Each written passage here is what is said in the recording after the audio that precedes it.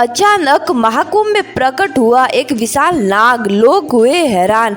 महाकुंभ जहाँ करोड़ों लोग अपनी आस्था और विश्वास के साथ इस पवित्र संगम में डुबकी लगाने आते हैं, ये केवल कोई मेला नहीं है बल्कि एक आध्यात्मिक यात्रा है जहाँ लोग इस नियत से आते हैं कि पवित्र संगम में डुबकी लगाने के बाद उनके पाप धुल जाएंगे, साथ ही साथ उन्हें मोक्ष की भी प्राप्ति हो जाएगी। लेकिन इस बार प्रयागराज में महाकुंभ में कुछ ऐसा हुआ जिसे देखकर हर कोई हैरान रह गया। जब गंगा, जमुना और सरस्वती पर लाखों श्रद्धालु स्नान कर रहे थे, तभी नदी के शांत पानी में एक अजीबोगरीब घटना होती है, जिसके चलते पानी की लहरें अचानक बहुत तेज हो गई और लहरों के बीच में निकला एक बहुत बड़ा सांप। ये सांप इतना बड़ा था कि जिसमें इस सांप को देखा उसकी सांसें थमी की थमी रह गई, क्योंकि यहाँ पर जितने भी लोग मौजूद थे उन्होंने कभी भी अपनी जिंदगी में इतना बड़ा सांप नहीं देखा था। सांप का पूरा शरीर चमचमा रहा था।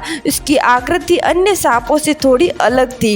इस सांप को देखकर हर कोई मौन रह गया और ये सोचने लगा कि ये कोई प्राकृतिक घटना है या फिर भगवान का कोई करिश्मा। इस चमत्कारी घटना ने महाकुंभ के अध्याय में एक नया चैप्टर जोड़ दिया, जिसे वहाँ मौजूद कोई भी शख्स भूल नहीं पाएगा।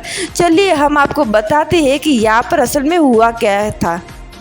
श्रद्धालुओं ने देखा कि संगम के बीचों बीच एक सांप बाहर आ रहा था। उस सांप की लंबाई लगभग 30 फीट थी। यहाँ मौजूद सभी श्रद्धालुओं ने ऐसा सांप पहली बार देखा था। सांप के शरीर पर एक अजीब सी गहरी चमक थी, जो कि सूरज से भी ज्यादा चमक रही थी। लेकिन सबसे हैरान करने वाली बात यह है कि सांप के शरीर पर कई सारी धारें थी, जिसे देखकर ऐसा लगता है कि ये धाराएं गंगा, जमुना और सरस्वती की धारा है। यह दृश्य इतना अजीब था कि जिसने भी इस नज़ारे को वहाँ साक्षात देखा वो वही थम गया। लोग एक दूसरे से बात करने लगे कि कुछ लोग कहने लगे कि ये शेषनाग है, भगवान विष्णु का वाहन, तो कोई इसे चमत्कार कहने लगा। तभी कुछ श्रद्धालु हाथ जोड़कर प्रार्थना करने लगे, जैसे कि सांप बहुत बड़ा था पर इसके बावजूद भी किसी को नुकसान नहीं पहुंचाया। वह धीरे धीरे संगम के पवित्र जल में तैरने लगा। सांप को देखकर ऐसा लग रहा था कि मानो ये केवल और केवल यहाँ पर स्नान करने के लिए आया है। जब इतना सब कुछ हो रहा था, तभी एक बुढ़े साधु सामने आए और वहाँ मौजूद समस्त श्रद्धालु से कहते हैं कि ये कोई आम सांप नहीं, ये भगवान का संदेश है। शायद ये हमें बता रहा है कि हमें प्राकृतिक का सम्मान करना चाहिए। इस भीड़ और ये घटना उनका विश्वास नहीं बढ़ा रही है, बल्कि ये भी दिखा रही है कि महाकुंभ जैसा इतना बड़ा आयोजन वाला मेला किसी अदृश्य शक्ति का आशीर्वाद है। इस घटना ने महाकुंभ को हमेशा हमेशा के लिए यादगार बना दिया है। लोग आज भी इस बारे में बात करते हैं। ये घटना हमें एहसास दिलाता है कि कभी कभी प्राकृतिक और हमें प्रकृति का सम्मान करना चाहिए। इस अद्भुत नज़ारे को देखकर समस्त लोग मंत्रमुग्ध हो गए। सांप कुछ देर तक नदी में स्नान करता रहा और धीरे धीरे देखकर अंदर चला गया।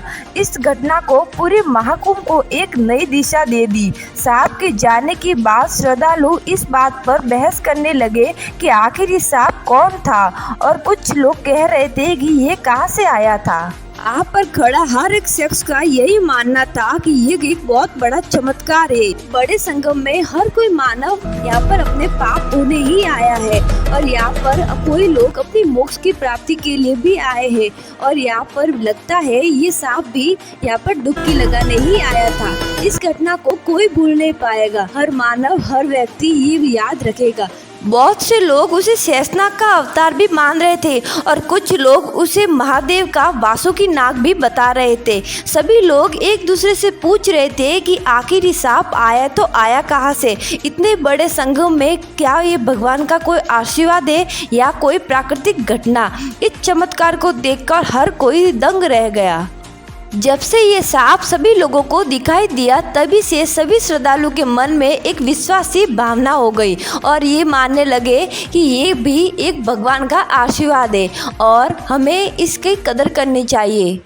वैसे तो दुनिया में बहुत से सांप थे, लेकिन ऐसा सांप किसी ने नहीं देखा था। यह सांप कुछ अलग ही था। उसका रूप, उसकी चमक सबसे अलग थी। इसीलिए तो लोग उसे देखते ही रह गए और कहने लगे कि भगवान ने इसे हमें उनका दूत बनाकर भेजा है। भगवान ये कहना चाहते हैं कि इस पवित्र संगम में नहाने के बाद हमें एक आध्यात्मिक शक्ति का आभास होता है और हमें ये ज्ञात होता है कि हमारे अंदर कितनी सारी भावनाएं मौजूद है।